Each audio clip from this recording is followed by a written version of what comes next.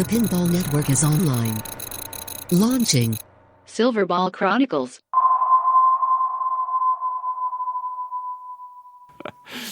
All right. Ready to jump in? What is this episode on? This is going to be a surprise for you. We'll just jump in, huh? Oh, okay.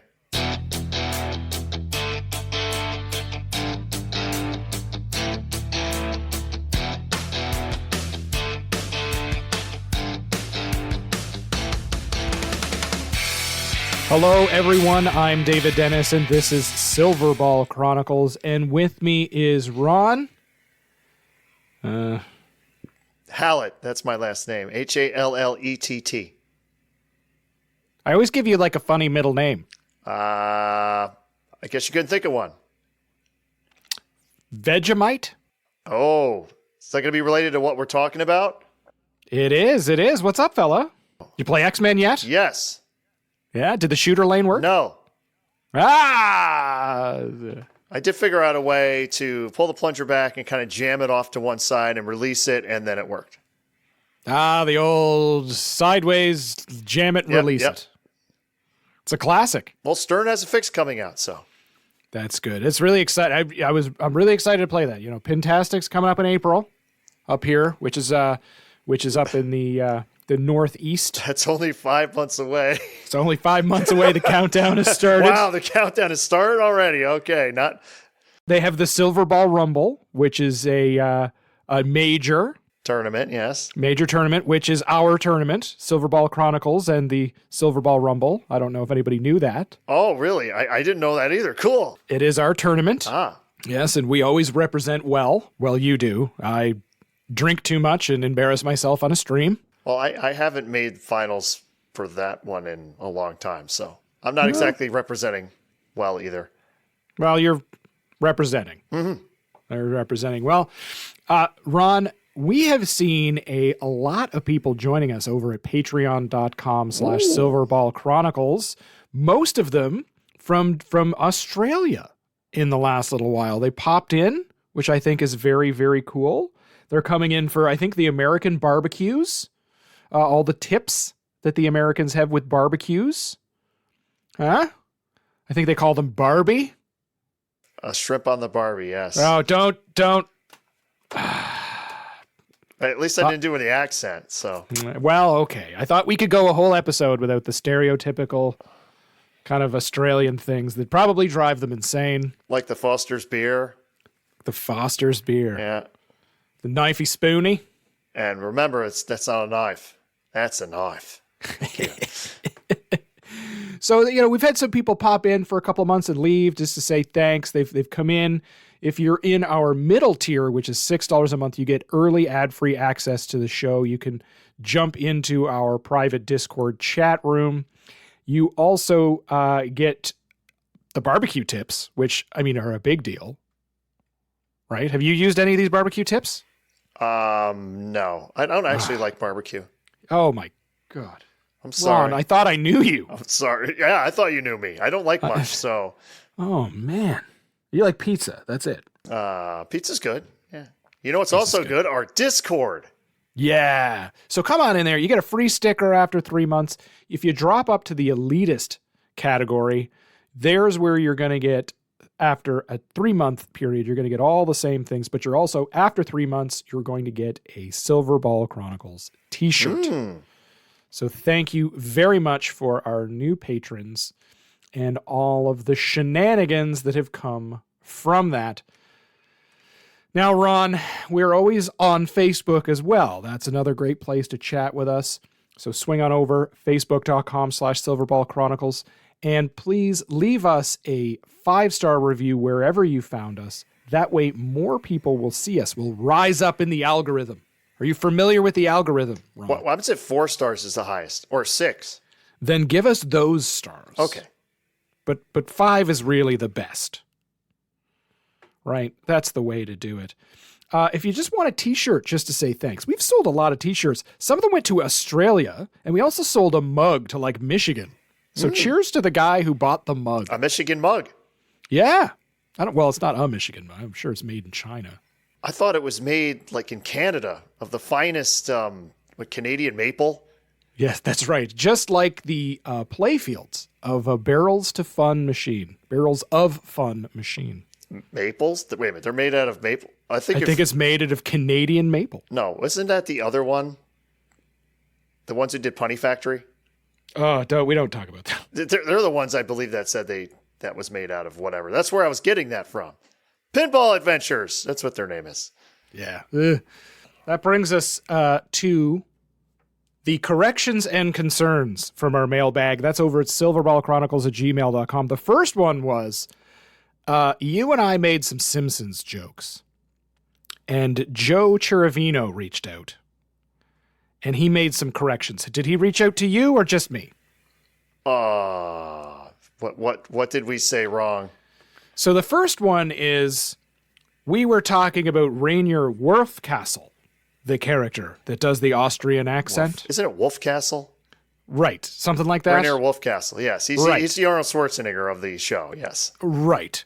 Well, we actually made reference to him and used the incorrect name. We used the name McBain, which is his character in the film that he plays in. Is this, what did I say? It's something like, it's not my job to read, but to lead, or to lead, not to read. But he does that when he's governor, which he's not McBain when he's governor. Exactly. Really, that needed a correction.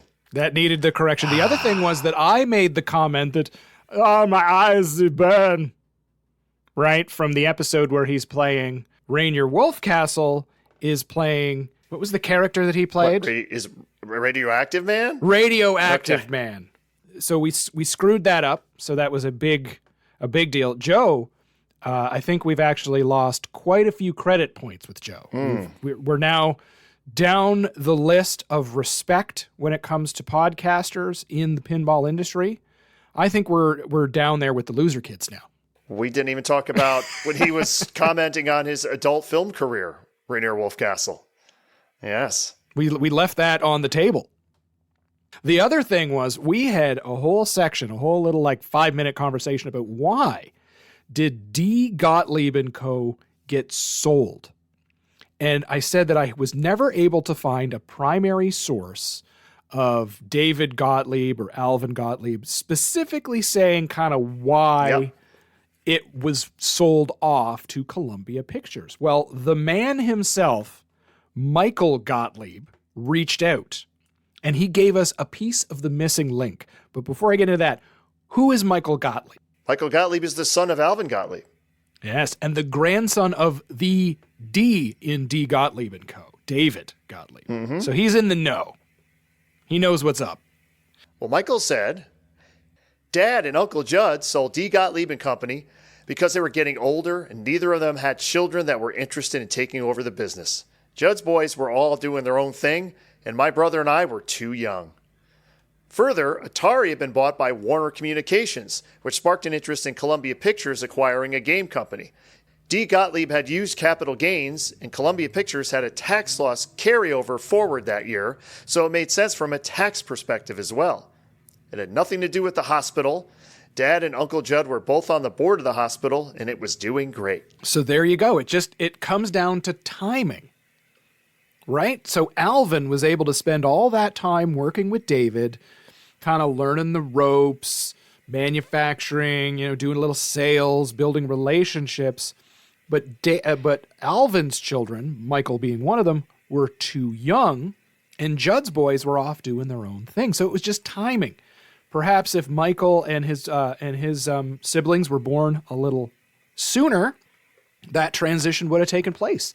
And there you go. Once again, Atari screwing it up for everybody, right? Poor Atari. Right? Everybody following Atari, thinking that, oh my God, if Atari's doing it, it must be smart. The thing is, that kind of thing happens all the time with family-run businesses. 100%. I mean, I can name a bunch. We have, in my area here, we had a jeweler, Finkel Jewelers. They've been around forever. I don't know how many generations they're in, but they just had their big going out of business sale because the current generation did not want to do it anymore. Yeah, well, I think it was because their son, Howard Finkel, went to play football for the Dolphins. Isn't that correct? Ah, that's so bad.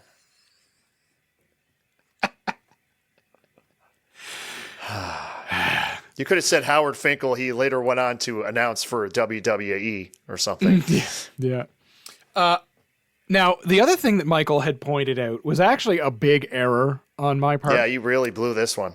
This is like legitimately, usually we joke because we always get like a bunch of like silly corrections, or we get corrections from Bruce Nightingale, the co-host of the Slam Tilt podcast. Yes, my other podcast. Check it out. And then we just ignore those. Mm-hmm. Or all the names we say wrong, which is most of them. Exactly. But this was actually like a legit error. So we've corrected our previous episode. So if you go back and listen to the D. Gottlieb episode, it's gone. The reference to an uncle who passed away and left an inheritance to David Gottlieb. That has been completely removed. So you will never hear that again unless it's this podcast. What had happened here was that during the listen back to this one, it was a bit difficult to hear because of a couple of accents and people talking over each other. And then the transcription software didn't write it out. So I had two issues. One is the software didn't write the words out, and the other one was that it was a bit cross-talky, so it was difficult to hear.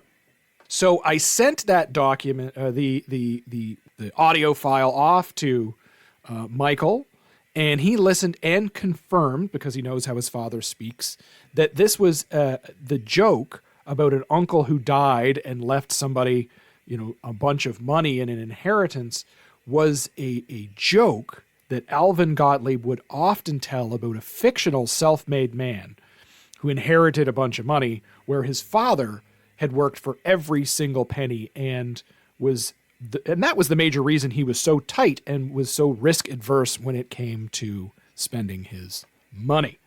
Does that make sense? Makes perfect sense to me. Yeah. Oops. Except the part where you said out. I don't know what that is, but.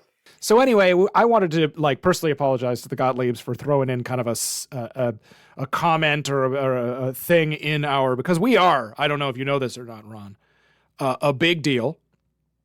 And not only are we a big deal, we are the source for all things history and pinball from here on out forever. Oh, really? Yeah. We better not get anything else wrong. Yeah, that's right. So that's why I wanted to make that correction. Now, I didn't have to make that correction. I could just, whatever. But I mean, I want to do the best job possible. So that's why we made that correction. And nobody will ever hear of us making a mistake ever again. It's important that history is correct. Yes. Well, I mean, this is because of you. Oh, really? You should have known that this was not correct, and you should have stopped me. Okay. Because you usually do. That is true. I've saved you many times, but the stuff that has hit the editing floor. But all those situations were stuff I was actually there for, so I knew it was wrong. Yeah. All right. Good stuff. But you know what I wasn't there for? Our subject today. Oh. Do you ever find yourself craving, Ron? Do you ever chocolate? Do you ever hanker for something special? Hanker? We have had multiple people email, and we have had inquiries when we are out in the public about a little-known company called Hankin. Some might say that all of these people had a craving for another Australian-based episode after our huge hit a couple of months ago. Let's go down under with part 2, Hankerin for Hankin. You had to say down under, huh? I did. At least I didn't say shrimp on a barbie. Pinball's big in Australia. You know that. Oh, yeah. It's unusually large for such a small country. It's far away from where most pinball is created, but yet it's big. A lot of Australian podcasters are down there. As opposed to your English podcasters from Australia. Exactly. Or the German ones in Australia. Okay. Yeah. Now, it's usually the Greeks in Australia that the Australians don't like. Yes. Now, we're big in Australia. Did you know that? I did not know that. I don't look at the stats. We are a big deal. Oh. That's why I wanted to correct our previous episode, because the United States is clearly the number one listening group. And I would assume Canada's too. Canada is number 2, but only by like 90 listens. Oh. The third largest is Australia. Wow. And oddly enough, Sweden after that, which is weird. So hello, Sweden. Not really. It's pretty big there. Is it big in Sweden? Oh, yeah. I think that's pretty cool. We've sold shirts to Australia. I don't know why they wanted to, because the shipping is a fortune. But thank you. And if you're an Australian and you want any shirts, silverballswag.com/silverball chronicles. well, I was saying you're going to be at Pintastic. So if any of you are going to Pintastic, you can just get a whole bunch of them. Yeah, shoot me an email. In case I don't think anybody comes to like Boston when they come from Australia, right? That doesn't seem like a Australian destination. Los Angeles, Disney World, maybe They Chicago can stop Expo, on the way to New York City or something. There you Texas. go. Yeah, that's true. There you go. But Boston's pretty cool. But it's in Marlborough, which is not Boston. The first Aussie pinball company was Hankin and Co. Manufacturing Limited. And it's basically known as Hankin. Now, this is the Australian-based entertainment company that in 1978 decided to dip its toe into pinball manufacturing. So I went over to their website, and this is what it says. Well, it says, Hankin and Company provides any venue with a vast array of entertainment and atmospheric solutions. Long established and highly regarded, we have been servicing the hotel and club industry since 1955. Hankin and Company maintains an edge on all competitors by managing to stay at the forefront of the music and pool table industry through continual investment into new research and development, and by subsequently improving existing products and ultimately meeting the ever-changing market demands when launching new products on a regular basis. So they do basically a lot of digital jukeboxes and stuff for venues like clubs and audio visual and pool tables. equipment. I wonder what kind of new products come out in the pool table market. Different colors? I've heard there is so much change in the slate industry recently. Like, do the pockets light up different colors? I'm just wondering. Yeah, exactly. How do you innovate on a pool table, basically? There's probably a way. But nailing down what the company actually has been, is today, and over the time has been kind of difficult. Like, for example, they made 7 pinball machines between 1978 and 1980. However, IPDB only lists them as 5. So there's it's the episode's a bit muddled. It's a little bit of a thing here. So I'm letting you know that when I looked for my sources, things did get weird. In 1978, they had Dark Rider. It sold 1,200 units. In 1978, they had Liquid Lightning. That sounds... And that's wet. Yeah, that could be like the diarrhea game or something. Sounds shocking. Oh, God, we're on a roll here. This is great. Those games are listed in the Mr. Pinball list and price guide from 2018 when I looked that one up.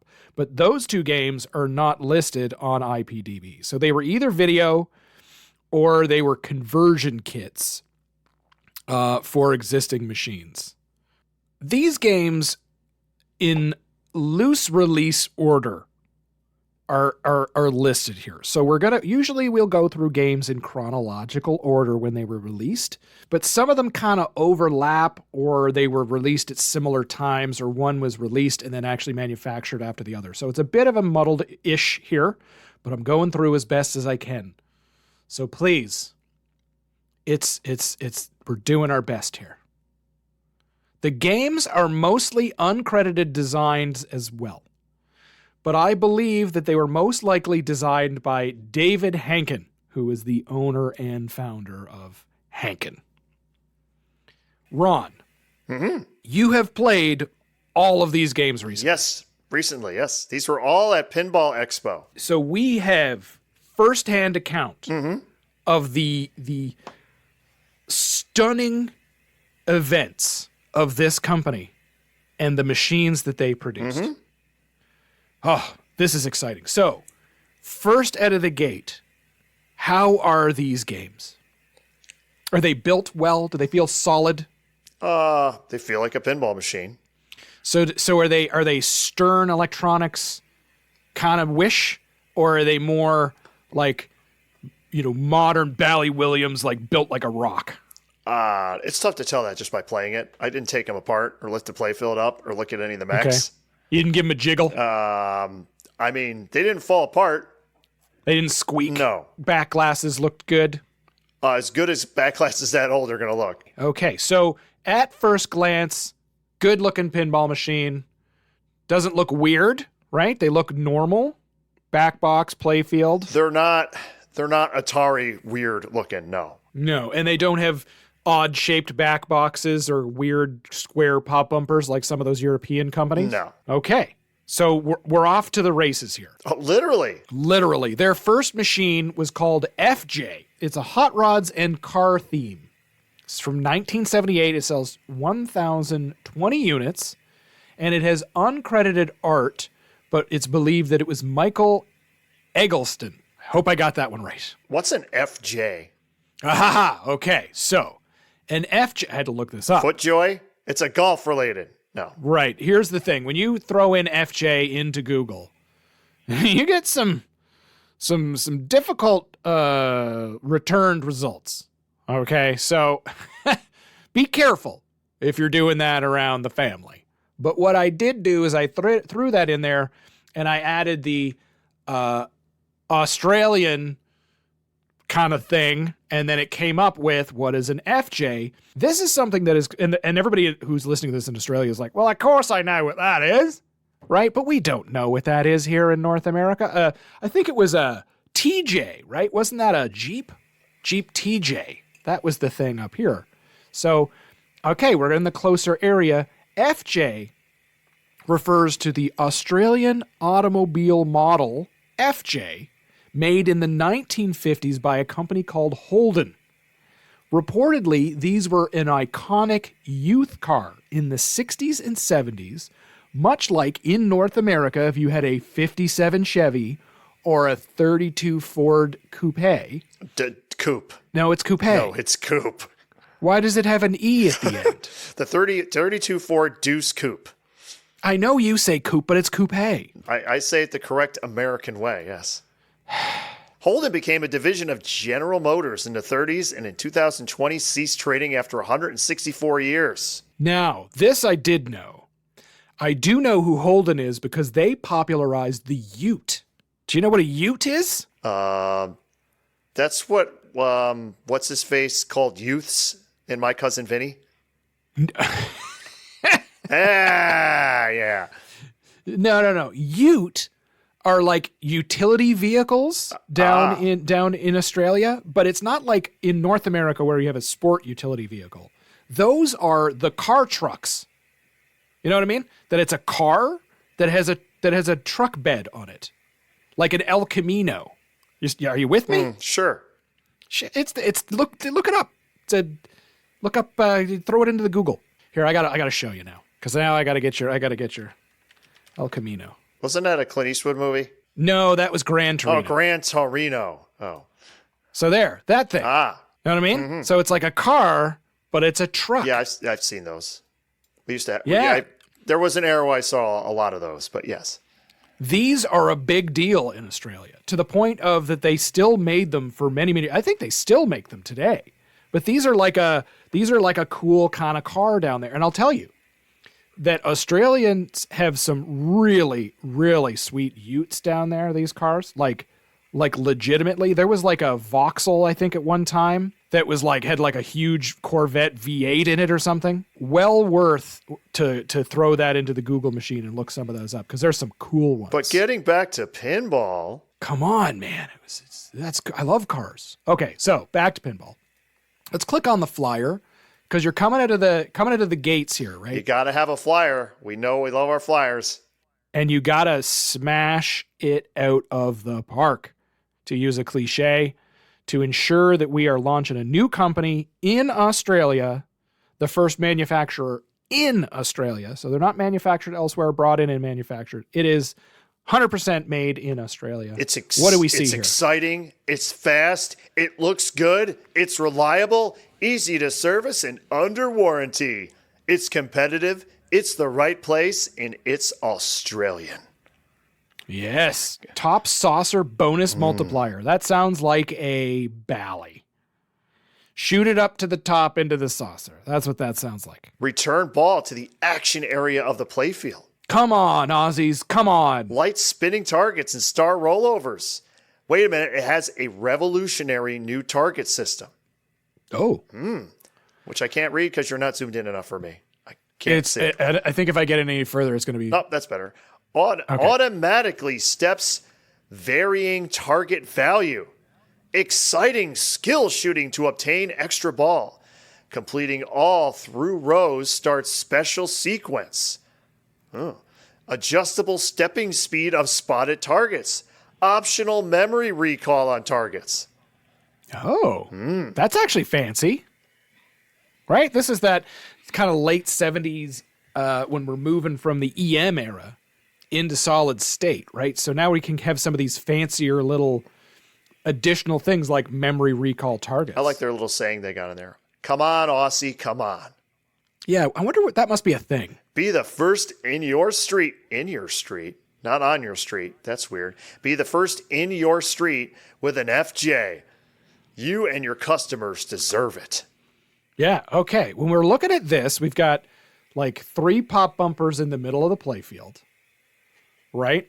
Which is, pretty standard back in the day for those things.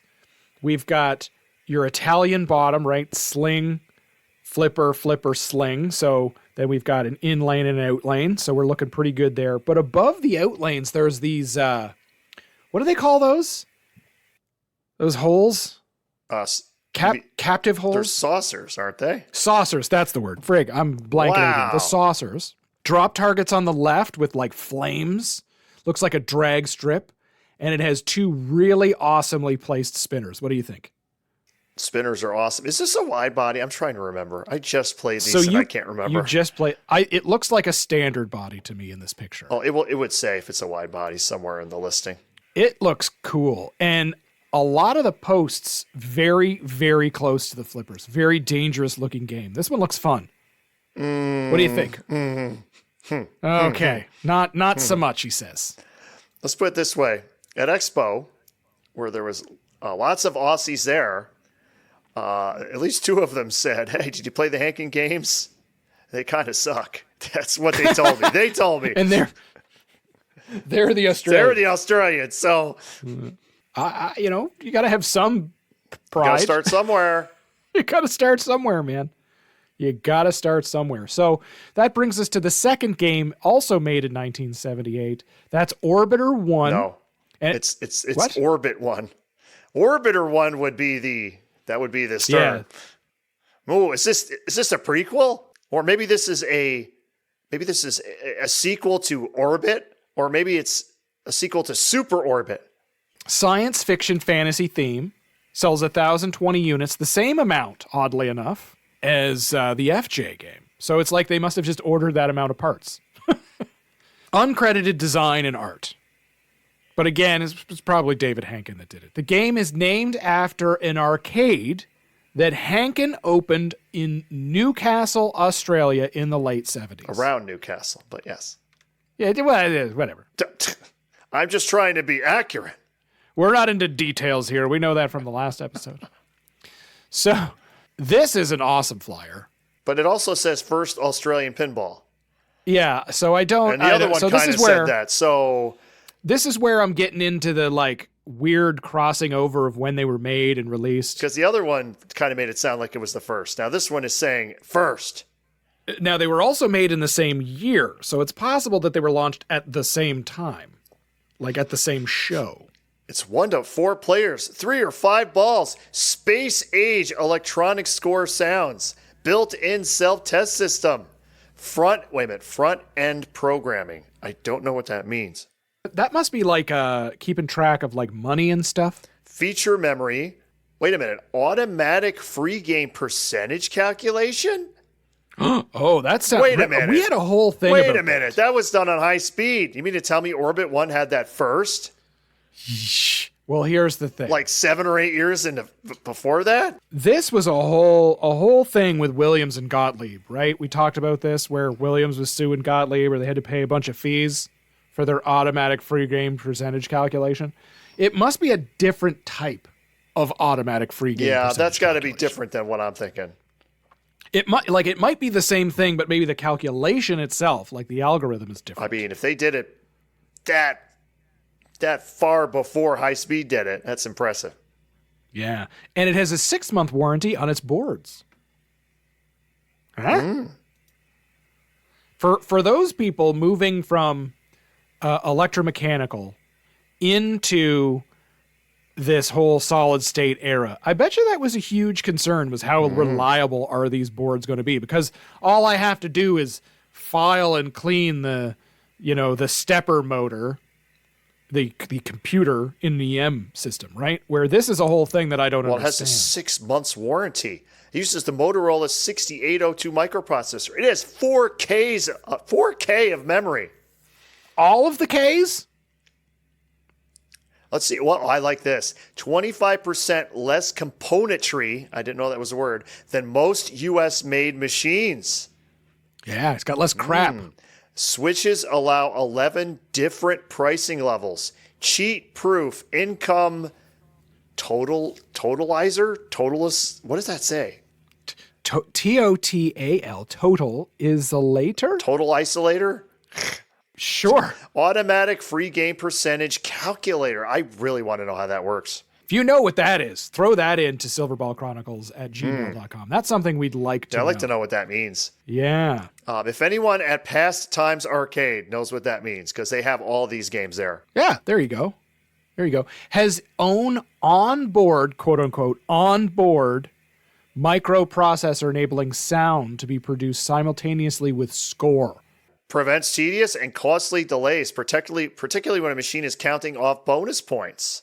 Yeah, sorry, guys, everybody. This is a bit blurry. That's why we're having a hard time. No, you're having a hard time. I could read it. I wonder if that means it could play the sounds simultaneously. It was saying, like, I don't have to wait to play all the sounds. Sound system has the ability to create 16 different notes. Whoa. Which, when combined with wave shape, what? I don't know what that says. Alterations literally enable it to produce a limitless number of different sounds. Yeah, so yes, you're not having any trouble at all reading through this blurry text. Well, I just don't know what that word is. It's amazing. Let's take a look at the playfield. Let's look at this backglass. This backglass is pretty awesome. It's like a planet. It's got the mirroring. The mirror. Yeah, gotta have the mirroring. Oh, man, the mirroring. It looks like I wish we did more. It's Planet Silverball. It looks like. Yeah, so cool, so cool. See, I'm a sucker for these old. Like the cool thing about science fiction art, and this goes back to like pinball machines or films or movie posters or comic books. Science fiction art around different eras is so cool because you can distinctly look at it and be like, oh, that is totally like 70s, science fiction art. And it's so distinctly different than science fiction art today. It's so cool. But this is another kind of unique playfield. It has what looks to be a captive ball on the left side that bounces up to hits a target. There's an orbit spinner that kind of has one of those loops in the middle. So instead of going all the way around the orbit, it's got like a horseshoe. The captive ball on the left is in a thing that looks, I think it's supposed to look like a rocket, but it actually looks just like the inline drop target area of Future Spa. Yeah, and it looks like a boat. It doesn't look like a rocket. It looks like a boat. Just kind of the weird shape of it. But it's a unique playfield. It's kind of neat, right? It's got that old Stern kind of looking feel to it. Although I think it doesn't look weird enough to be an old Stern. Like it has a couple of, like you look at it, you're like, oh, that's kind of cool. And then I think when you play it, you're going to go, ugh.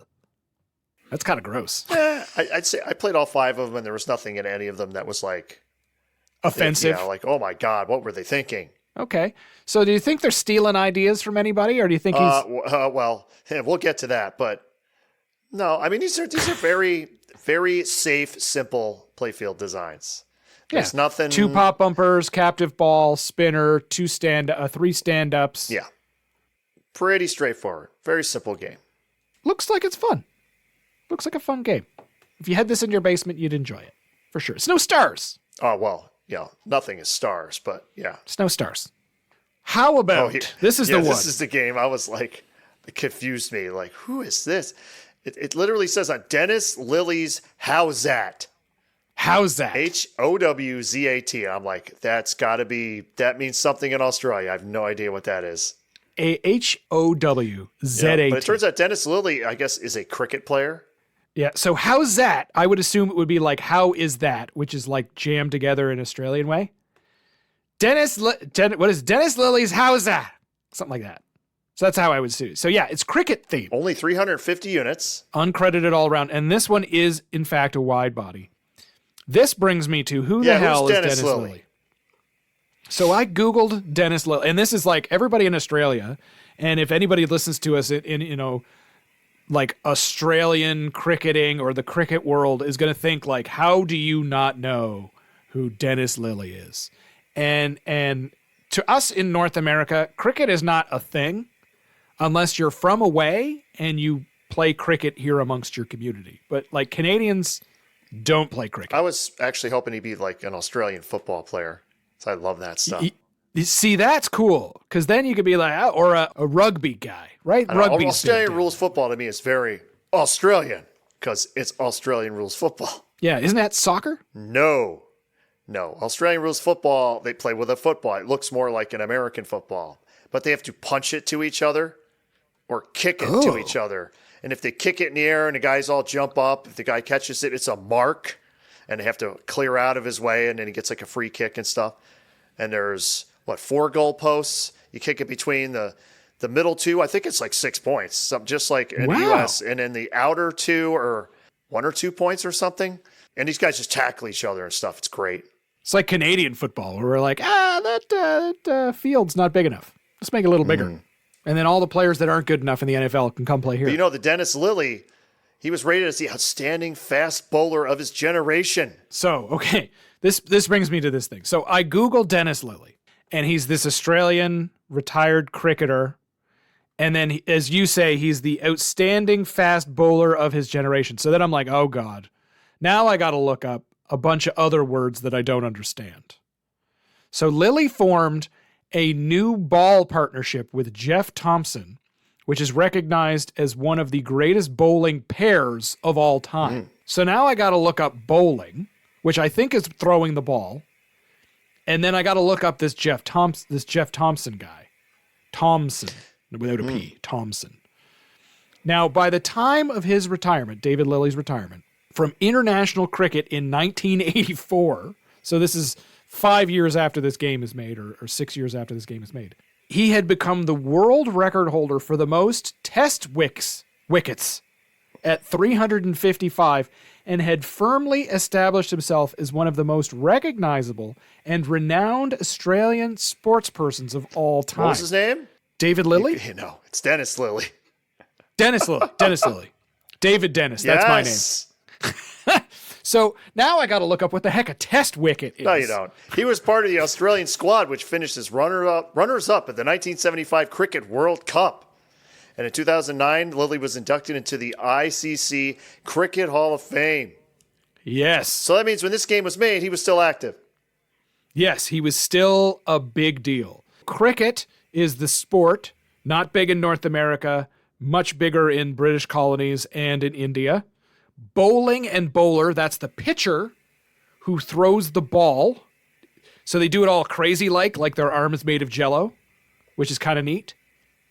A wicket, that's the posts that are up behind the cricket bat person who holds the bat, and the bowler has to hit the wickets down. And a test is apparently the longest format of the game, which is very historical and prestigious, and can end up being played over 5 days. That's right, yeah, because they can just keep going, yeah. You think watching a stream of pinball is boring? I think that would never work in this country, in the U.S. They would insist the game ends. They had to speed up baseball because it was too slow. So let's take a look at the playfield. This one you played. And this is the one that confused. Look at Yeah, the back glass I was wanna something. start- It just got the dude's face like right in the center. You know who that strikes me? So it says Dennis Lillies. How's that? And then there's like cricketer like throwing the ball at the bottom. He kind of looks like Yanni. He looks like Yanni. So he's got dark, long hair and this super thick black Awesome mustache. Yes. Hey, Pinheads. I just wanted to let you know that when I'm not doing this podcast and making bad jokes, I'm Dave the Financial Guy. At Dennis Financial, our advisors strive to provide a return on life for our clients, not just a return on investment. The value of advice is something that we take very seriously. A valuable advisor doesn't just provide investment advice, they share wisdom, and this is where the true value of an advisor emerges. Don't take my word for it, just listen to Ron Sterling, an average Canadian. Yeah, if you're in Canada, Dennis Financial is for you. If you're looking for a more human dimension to your financial advice, Dennis Financial Inc. has you covered with advisors licensed in most Canadian provinces. We're also doing secure online video meetings. Contact me via email at david@dennisfinancial.net for a free rate quote and a copy of our Value of Advice ebook, or check out dennisfinancial.ca. Insurance solutions provided by Dennis Financial Inc. Canadian residents only. He looks like in that episode of The Simpsons when they have the baseball team. That's And Mr. Burns makes him shave his okay. You're really okay. It's a softball team, and he makes Don Mattingly shave off his get a haircut because there was an incident where they told him to get a haircut when he was with the Yankees, so they wanted to make fun of it. Yeah, so he looks like him because he's got that big friggin' mustache, the dark hair. It's hilarious. And on the flyer, it just has, how's that? Dennis Lillies, how's that? Love it. This is awesome. It's the pinball with the speed and excitement that only Dennis Lilly, or David Lilly, if you're David Dennis, can match. Hankin's new wide-bodied pinball, see, they're plugging that, it's wide-body, featuring 2 sets of drop targets and dual flippers test the skills of every player. Yeah, so Hankin is not immune from the late 70s, early 80s freak out over wide bodies. Holy crap, I'm looking at this. You know, I've commented in the past how many times Arnold Schwarzenegger was on Terminator 3. Like, he's on it so many times. This game beats him, hands down. I'm losing track of how many Dennis Lillies are on this game. 1, 2, 3, 4, 5, 6, 7. All the pop bumpers, all 3 pop bumpers are him. It's like if you had a Kiss and Gene Simmons was just on all 4 pop bumpers, like he probably would want to be, but yeah. So you can see that apparently the bowler, the pitcher, if you will, they like an actual baseball pitcher hold the ball a certain way, and then it makes the ball spin in weird ways. It's his hand is like all over and the ball being thrown, and it's like it's the thing. Awesome. You know, you need how's that? Like Australia needs Lily. Yeah. Love it. You know, I like this. Extra large cash box it comes with because you're going to need it. Wait a minute. Each solenoid individually fused. Damn, that's a lot of fuses. Unless there's not a lot of solenoids. But it looks packed, right? It also has the automatic free game calculator. Yeah. There is a pop bumper in the bottom of the left of the lower playfield, sort Paragon. of like It's the Paragon position. the dungeon or whatever. No. No, it's Keep going. It's it's like the cave, It's the Beast Slayer. the lair. There you go. It's a beast can have a lair in a cave. Mm-hmm. Then you go up the playfield. You got drop targets right in front of the 4 the flippers. Yeah, it's got the 5 targets in front, so it kind of looks like what has It's like 5 those sucker targets in front? targets. Well, I'm trying to think. What was the Steve Ritchie one that he did? The wide body. Superman? No, the one after the wide body he did after that one at Williams. Oh, yeah. Darn it.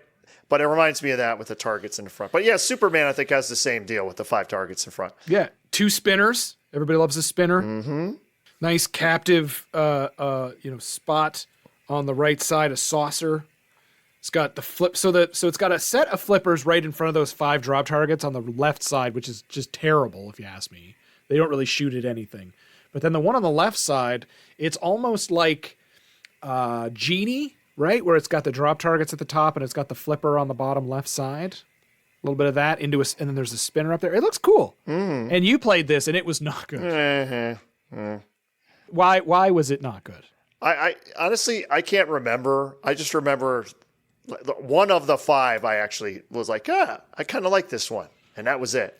I didn't hate any of them. Does this one suffer from that kind of wide body, like the ball kind of lumbers around and takes a while and you're like, I wish it was faster. No, they all play pretty fast. Okay, that's good. God, he's all over the play field. He's everywhere. This has to be a record. Actually, I'm going to put it out there. If anyone wants to email us, if they can find any playfield that has more instances of the same dude. Yes. Because I'm counting. It's literally the same guy. So on the front of the playfield here, right? 5, 6, he's throwing the ball. So it's what it is one picture with his hand up at the top, one of it coming down, one of it fully all the way down. I'm counting at least 15 instances of him. Yeah. Like anywhere so the there's 3 on the bottom are the batter. I don't know if that's actually. He's like on every plastic. 1, 2, 3, 4, 5, 6, 7. Insane. 8, 9, 10, 11, 12, 13. Was there an issue with approvals? There's 13, and then on the back glass, 14. It was like, no, mate, I'm not on there enough.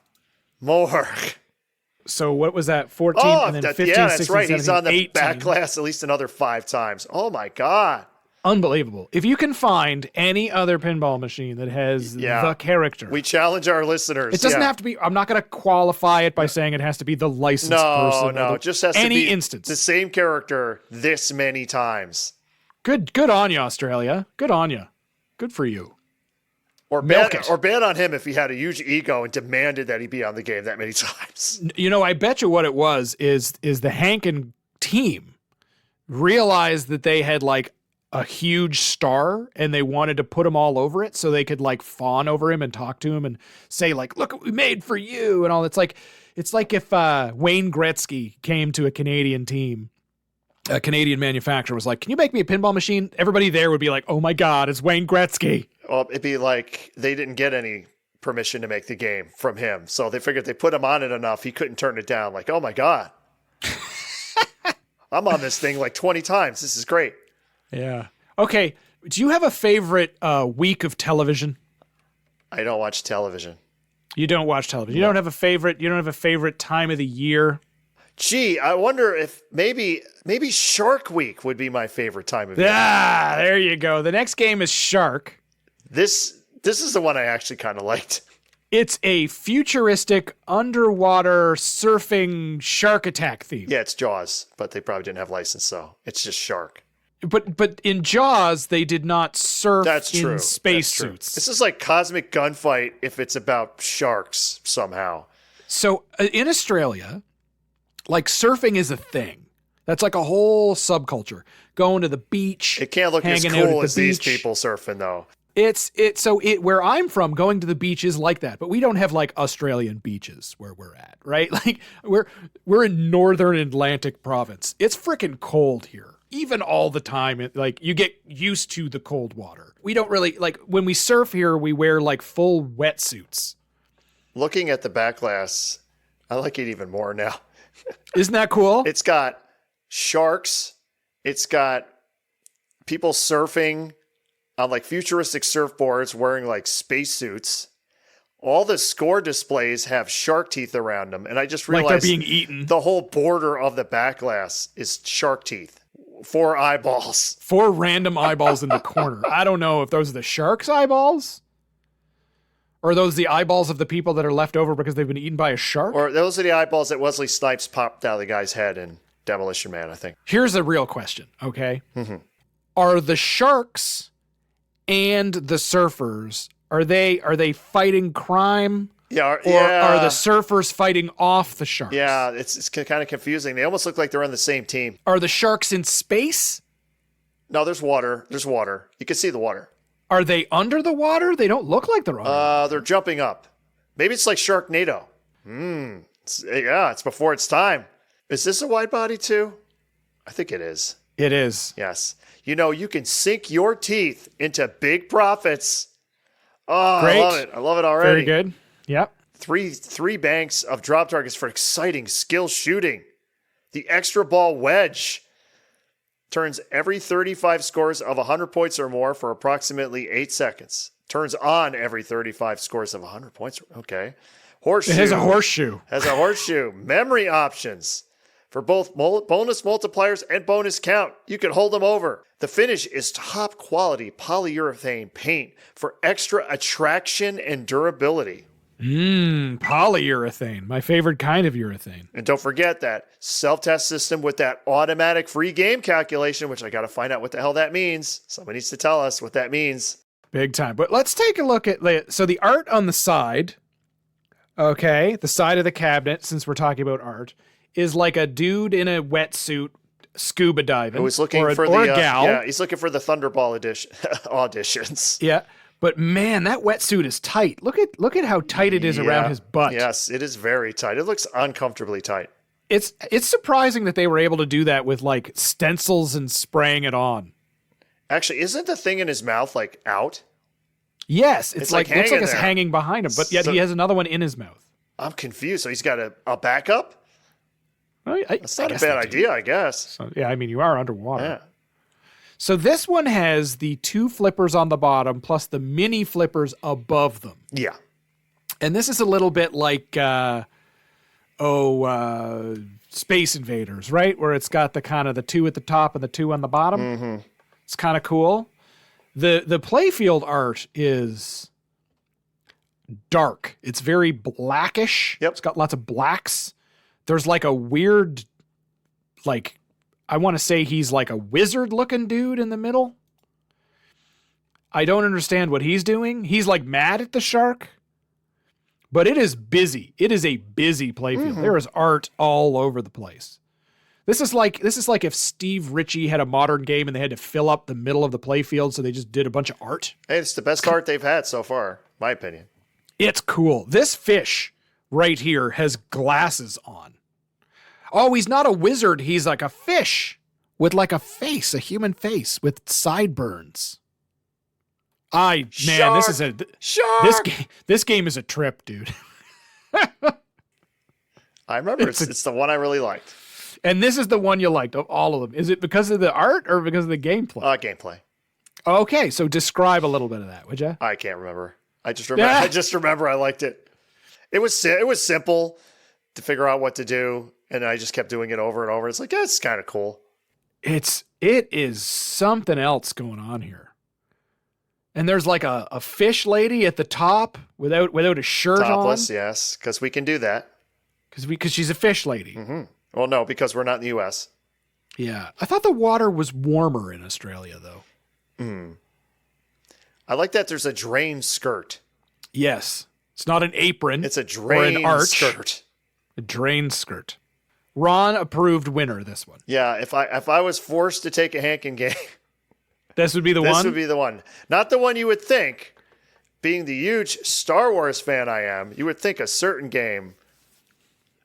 So the last pinball machine made by Hankin was The Empire Strikes Back. This is the one that everybody's like, oh, Everyone actually knows exists, yes. yeah, nobody would know about Hankin if it wasn't for this game. There's tons of games that were made in Spain or in Italy or in a lot of those countries, and people don't really know about those companies. I mean, someone can correct me, but I believe this is the first Star Wars pinball machine. Yeah. It's not even built in the U.S. It's in Australia. It's the best Star Wars film theme. The Empire Strikes Back from June of 1980. Mm-hmm. Yeah, right when the movie came out, too, so. So this hit at the right time. And it is licensed. This is not one of those sketchy They did not one of ones. those, where they just did it. No, they actually licensed this. Yes, The Empire Storks Back. The Empire Strikes Back. Yeah, none of that changing some letters to make it sound fancy. Released May of 1980. Yeah, what a great game. What a great film. Yes. So this film was a $30 million budget, and it was the follow-up to the movie that started it all, Star Wars. I just like the fact that it only cost $30 million. And it made Yeah. 538 million. 538 million back then. Of course, that is after the destruction of the Death Star. The Imperial fleet is trying to chase down all of the Rebel Empire Alliance. striking back. Yes, as the name would suggest. And this movie is really great for a couple of reasons. One of them is George Lucas didn't direct it or do any of the screenplay. Well, it's also the first one I actually saw in the theater. When I was a kid, man, Empire Strikes Back, still awesome. I think probably the next best one is The Last Jedi, which now people have crashed their cars because they're so angry I said that. But I think The Last Jedi is a friggin' great. There's only 3 Star great Wars movies, bro. Come on. That's true. Yep. That's because they're no longer for your age group after you see them when you're a child. Sucks. This is all from a secondary source, what I'm going to talk about here. So I wasn't able to find any primary sources of David Hankin talking on a podcast or any written documentation on any of this. So I'm getting this from a secondary source. Apparently, the licensing was arranged through Roadshow Licensing Corp. Limited, which was the Australian representative for Lucasfilm. So it wasn't Lucasfilm directly. It was the Australian arm of Lucasfilm, or the person that they delegated that to.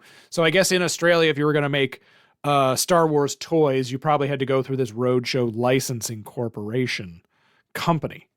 The game itself is pretty. The highlight is the back glass. Is pretty familiar Because it's got Vader. So the back glass has the Vader. It's got the Empire Strikes Back, and it has the Infinity Glass lighting. look. Yep. I think it's a wide body too. From Xenon. Yeah, it's a wide body. It's got that Xenon look. I love Remember, it. strike back and strike it rich. Get in on it, because, man, they were behind the ball with how Star Wars, exploded into the scene. They kind of had their ducks in a row when it came to licensing and toys and stuff with Empire Strikes Back. Where was the U.S. on and stuff? They failed so miserably with pinball trying to. Yeah. I mean, doesn't make any sense. Yeah. Even the first, the video game was huge. You might be too young to remember the vector graphics classic Star Wars, but yes, one of the greatest controllers ever. And yeah, if you can find the sit-down model, awesome.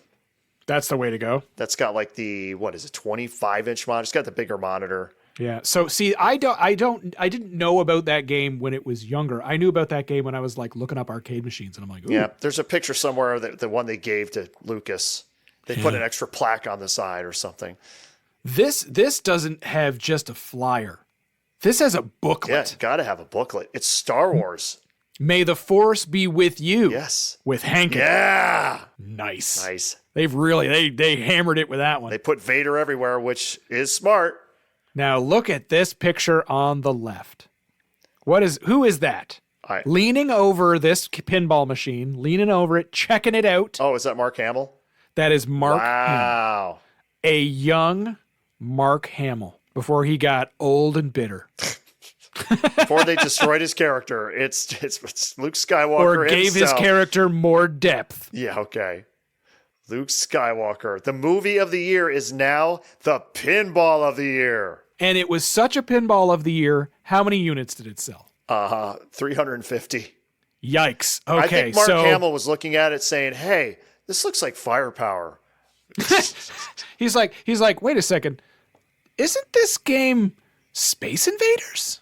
I always saw it more as firepower, especially the whole 4-pop bumper nest with the 6 targets, just like firepower.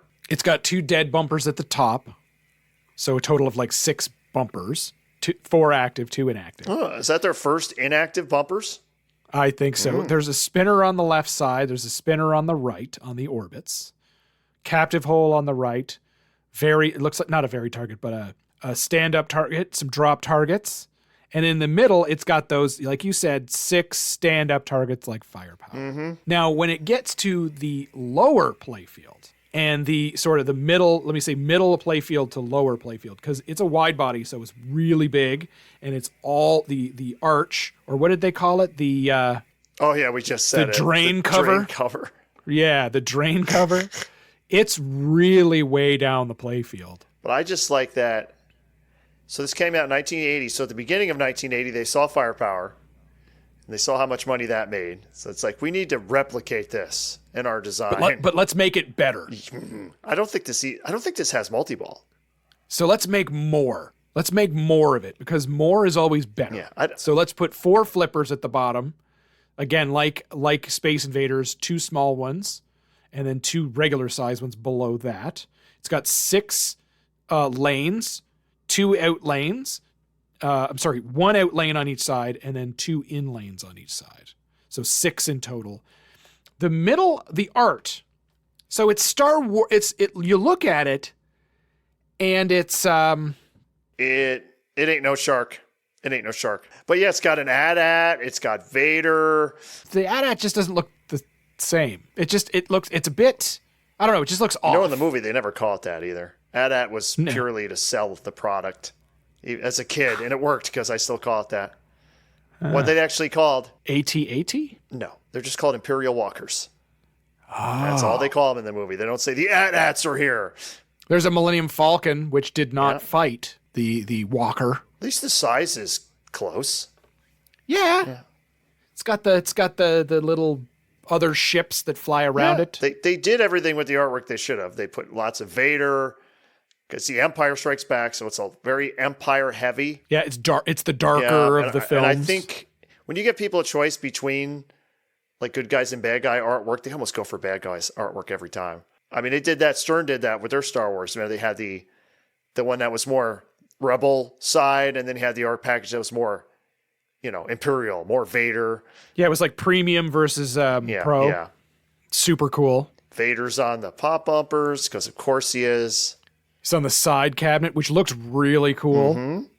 He's using the Force, right? There's like waves coming out waves coming from him. He's like using the Force, which is an invisible wave. So cool. That'd be cool if it made that sound. Yeah. I don't believe it even has multi-ball, though. I don't believe it does. But it is super cool.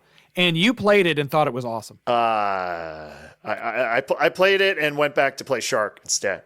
So according to Pinball Memories, which is a book, the game was first exhibited in November of 1980 at the National Amusement Machine Operators Convention held in Surfers Paradise, Queensland, Australia. Cool. What an awesome name.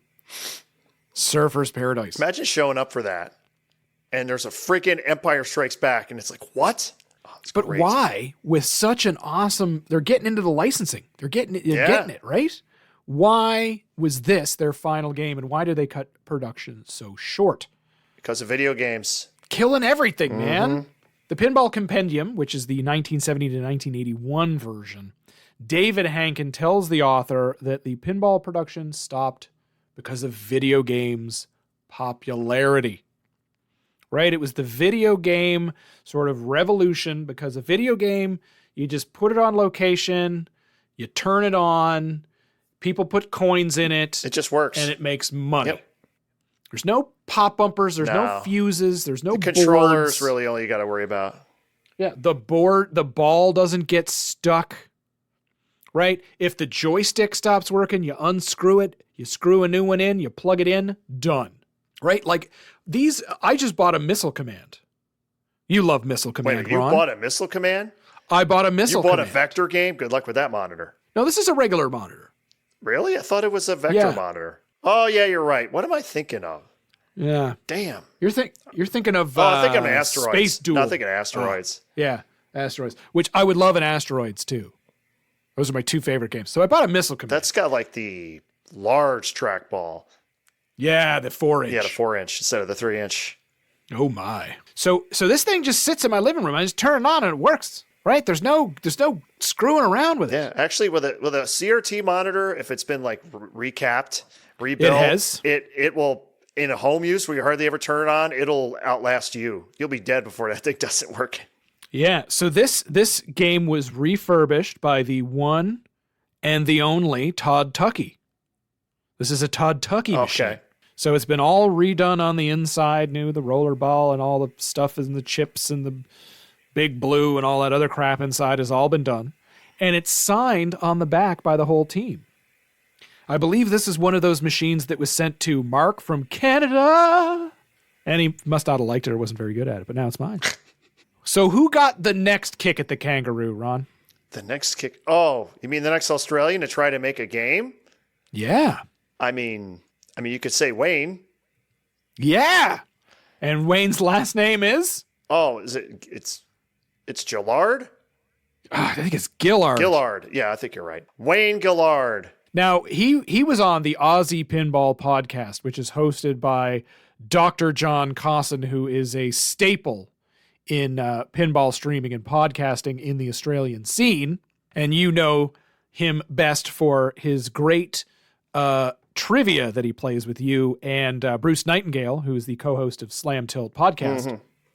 Yeah, and Wayne, he's known in Australia as Mr. Pinball. Mr. Pinball Australia. I think he's the main distributor there still to this day, I believe. Since he was 15, Wayne has been into pinball. And he started Mr. Pinball in Oakley, South Victoria, Australia. So the company grew all through the 90s and in the 2000s to become the major distributor, I guess some people say, in Australia with Allied Leisure. And he purchased 20 of the Pinball 2000 machines, and Wayne saw an opportunity. So he sold 80 of them to boost his standings in the distributor network because he wanted to get further up the ordering chain. In 2005, Wayne secured the rights for pinball manufacturing and replacement parts from who? That was from Gene Cunningham. Yes, Illinois Pinball. Illinois Pinball, yeah.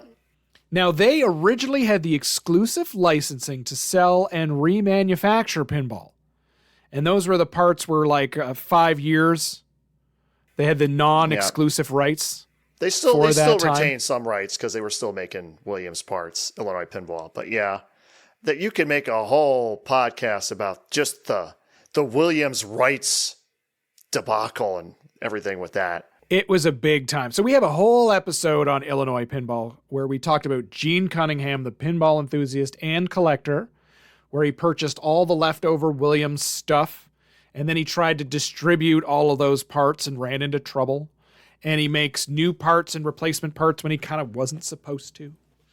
But he only had the exclusivity for 5 years. Yep. Then Williams went out to find other people to license it and do some things with building those parts. Because we talked about how, like, building a game, tooling the parts, being able to build the parts like the pop bumpers or solenoids or plastics or things. Those all had different licensing requirements. Yeah, but Wayne, he got the license. If I remember, he got the license to the Bally name. Yeah, so that was a big deal. That was the trademark for Bally, so he could make Bally games.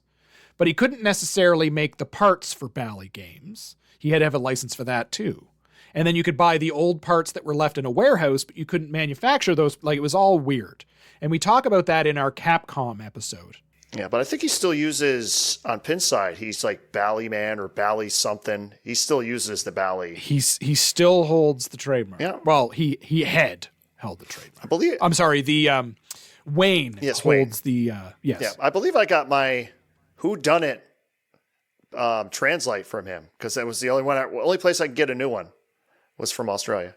There. So he also, so this is interesting. So Wayne, when he was like the trademarking of Bally and Williams and using those trademarks in the gaming industry, for example, if we go into like Indiana Jones, the Pinball Adventure, that's a third-party license.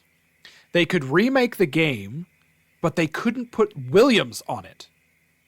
They could, however, name the game and put Bally on it because Bally was owned by Caesars Entertainment. Well, what does that mean? That means that it won't be confused in gaming with Bally because Bally doesn't make gaming anymore. It's a bit of a mess, and I don't know how he manages to deal with it.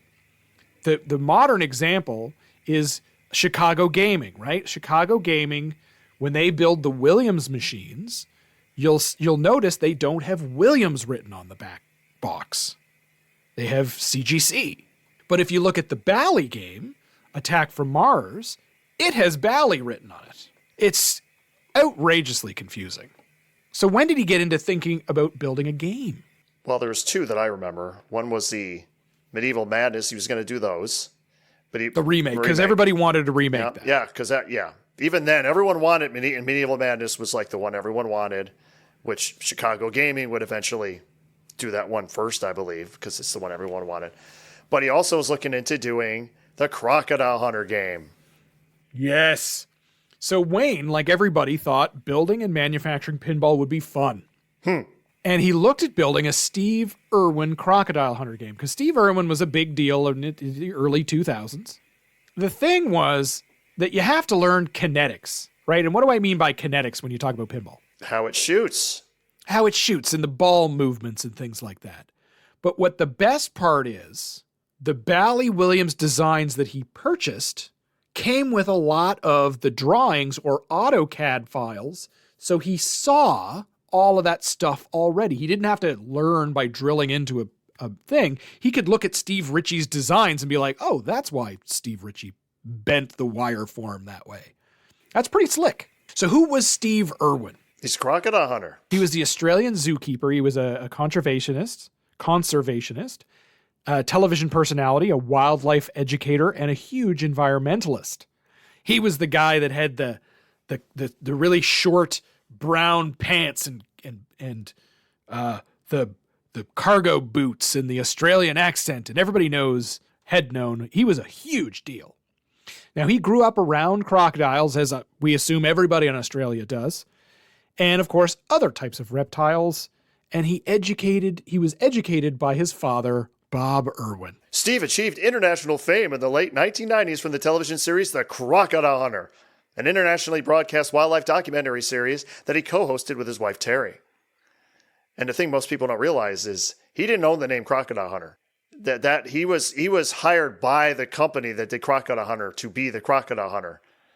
They could have replaced him with someone else and called them the Crocodile Hunter. In 2006, that's when tragedy struck, and Irwin died from an injury that he was caused by a stingray while he was filming an underwater documentary by the Great Barrier Reef.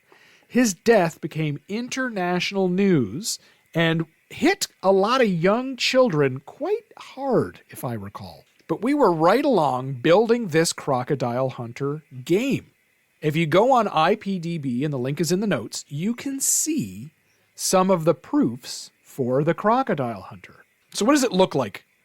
It's got a weird back box design. Yeah, so the back glass is at the top, and then it's got like speakers kind of in the... So the translight almost looks like the size of the new modern LCD Sterns, where it's a little smaller than the older back glasses. It's using a DMD. Then it's got speakers above the DMD, and then the DMD is kind of recessed underneath those. And the Bally logo. Because he owns the thing.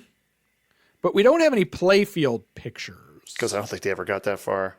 Yeah, or maybe they did, and it's just not out there because all of the playfields are all kind of blurred out on these promos. It's the Crocodile Hunter Outback Adventure. Isn't she a little ripper? Isn't she a little ripper? In Canada, we say we're going for a rip. Do you guys say that? No. Going for a rip, which basically means I'm going like for a drive somewhere, going fast. Oh, I thought it meant something else. I'm going to have a bunch of drinks. I'm going to if I'm going to let her rip, I'm going to go flat out. So if they said that here, I would think a bong was involved or something. Yes. Yeah. Full send. A lot of people call it full send. No? No. All right. But if we zip on over to, there's not a whole lot of information about that, but if you go over to Pinside, it does have some of the information on this game itself. So the software by a gentleman named Mark Alexander and Wayne Simmons, the concept by Wayne Gillard. Oh God. I'm sorry, Dr. John. I should have looked up your email how to pronounce that. Sound by Philip Stevens and music by Philip Steven. So, it's got some of the information as to who did this information, but why didn't it actually get made? Why was it only a concept? Well, Wayne says, we spent about 250,000 Australian at the time on research and development, product development, artwork programming, circuit boards, cabinet design, all sorts of things. Then, unfortunately, Steve Irwin died, so it was paused for a little while. We found out that the Best Picture Show company, who owns the rights for Crocodile Hunter, technically hired Steve Irwin to play that, so they own the rights of the Crocodile Hunter and just used Steve Irwin to be the face of that. We were stuck. We could proceed and build a pinball machine and call it Australia Zoo. We could use Steve Irwin's image on the machine, but we couldn't use anything to do with the Crocodile Hunter at all. Yeah, so it was the licensing that sunk this pinball machine. There were all these third-party companies involved. So there was like Animal Planet, there was the Discovery Channel, there was this licensing company, and apparently that this licensing company went bankrupt after coordinating the license for the Crocodile Hunter before Steve Irwin had passed. It was just a mess. Well, Wayne says, we just ended up writing it off. We got various cabinets, playfields, and artwork, but the cost of bringing it to life was too much. I don't think the licensing is possible anymore. Yeah. Then there was also manufacturing in Australia. So in our other previous Australia episode, where we spoke about Haggis Pinball, we talked about a lot of the challenges trying to manufacture in Australia. And this is very much the same problem that Hankin had. That was just the cost of material. Yeah, Wayne says, it's cheaper in the long run to order parts from overseas when they're made in the U.S. Otherwise, you got to tool up for them in Australia and spend money on tooling plus the cost of manufacturing, which is too high here. I'll give you an example. I looked at getting pinball legs made in Australia. You needed a 200-ton press to make the legs out of cold roll steel. The tool was about 40,000 Australian. If you wanted to run the legs, you had to run a minimum of 10,000 of them, and they're going to be about $10 each. I said it's Australian. They were going to cost about $10 Australian each to plate them. You're up for a heap of money.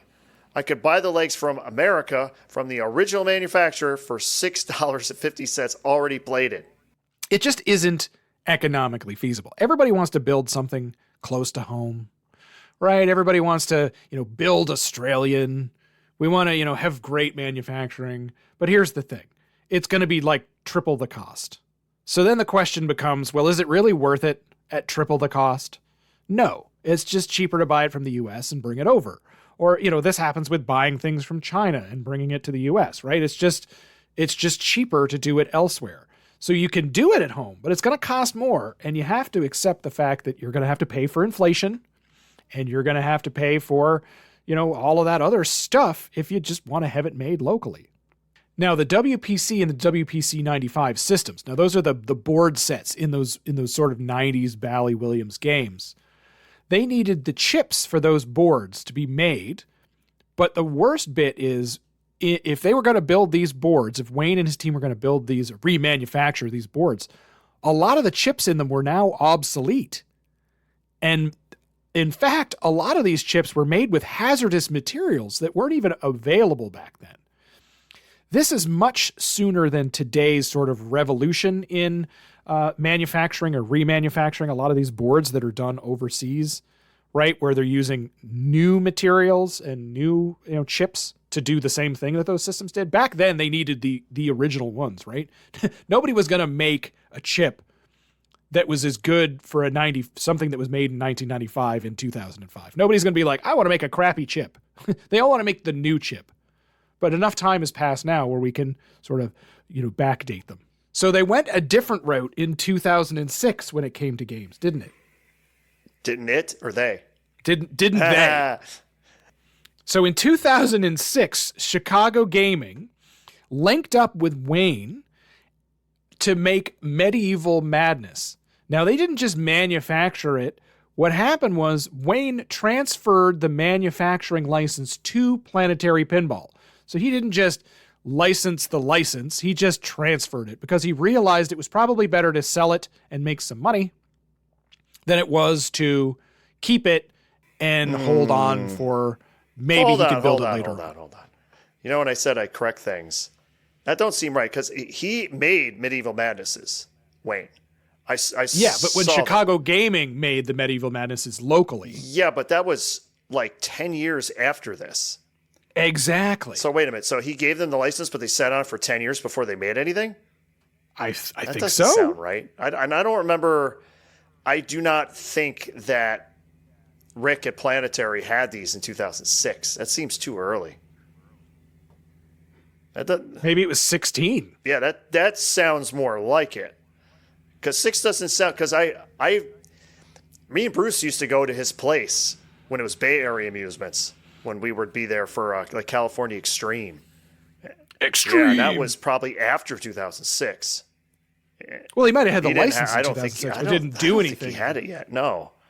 Yeah, okay, maybe it was 16. If you know, shoot us an email, silverballchronicles@gmail.com, and I'll just friggin' put it in the next There we episode. go. So we're just loaded with corrections here. It just didn't seem right. That's like way too early. But Wayne says the main reason we assigned the license to Planetary Pinball was that I had to make a decision. I did not want to leave Australia, move to America, set up the business in America because all the parts are made there, all the tooling is over there, all the designers, everything. Did I just want to hold on to the license and just plod along and just make replacement parts? I decided that it was in the best interest of pinball for somebody in the U.S., whoever that may be, to do more with the license in the U.S. Pinball tends to be filled with a lot of hoarders. It's like this collecting hoarding mentality where some people would buy up a license and to just sit on it and be like, my precious. But Wayne, I think, was smart enough to know, you know what? This is for the community. I can't do anything with it here. Let's get it out. Which is so great of him. They have everything. Pinball News, and I'm trying to remember if it was called Planetary Pinball then. Here we go. New company acquires rights. 2010. That sounds more like it. Yeah, there we go. Yeah. Don't send me your correction email. Ron looked it up. Thank you, Pinball News. You guys rule. Basically, yeah, these rights have been sold to a new company, Planetary Pinball Supply. Yes, Rick. He had Bay Area Amusements, and for a while he ran them both as like Planetary Pinball was the Williams Parts offshoot, and he still kept Bay Area Amusements going, which was also parts, but he eventually just combined them. They're just Planetary Pinball now. But this was in 2010. Very good. Now, Mr. Pinball, still very much active in Australia as one of the distributors. He throw him into your Google machine and look him up, Australia and New Zealand. Mr. Pinball is probably the spot to go down under. And that's because Coin Giver in Australia has not opened yet, which is Zach Many's Australian arm. Oh, I was about to look that up. Like, what? I never heard of that before. Any other last words on Hankin and Mr. Pinball? Shark. I like Shark. And they did the first licensed Star Wars pinball. No one could take that away from them. See, the thing is, 1980, pinball was still kind of there. I mean, you had a lot of innovation going on to like 80, going into 81, and then it starts to go downhill. So you would think one of the American manufacturers would have been doing that, like Bally, of all people. You'd think Bally would have done it because they were the licensing kings, but... And I mean, the biggest thing, though, was that they kind of got out before things got real bad. Oh, yeah. Yeah, 1980 was, their last game, and yeah. It would have been a mess if they stuck around trying to go through that sort of 81, 82, 84. You know what I mean? I think it's interesting they started with regular size and then went to wide body for the last few. Well, you got to follow Atari. Atari knew all of it. Do not follow Atari.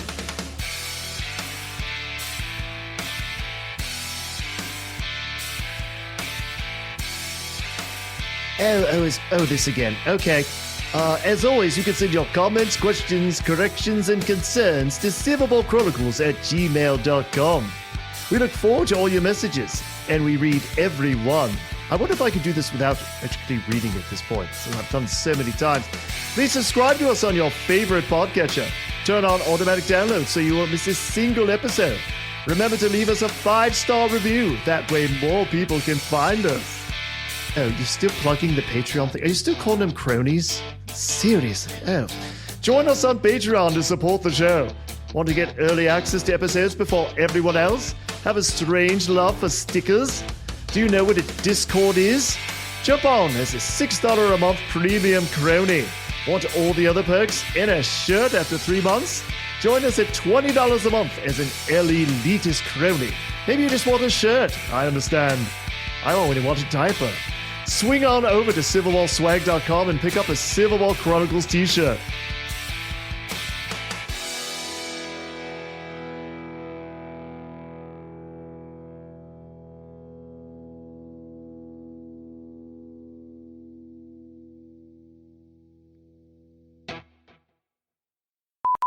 It's the Hankin episode. Oh. I can say I played every one of them. Oh, I know. You played them like recently. Yes. That's why I bumped it up the list. They kind of suck. And I talked to a couple Aussies and they said the same thing. The games kind of suck. Games kind of suck, eh? Yep. Yeah, And he said the following. Go ahead. Are you ready? Okay. I'm so ready. Well, Michael said, Dad and Uncle Judd sold Dave Cop. Wow, I couldn't get past the first sentence when I up. It says a Hankin and Company. Wait a minute, a Hankin and No, Company? it'll be a Hankin, I think. Oh, A, as in the name. Okay, let me try that again.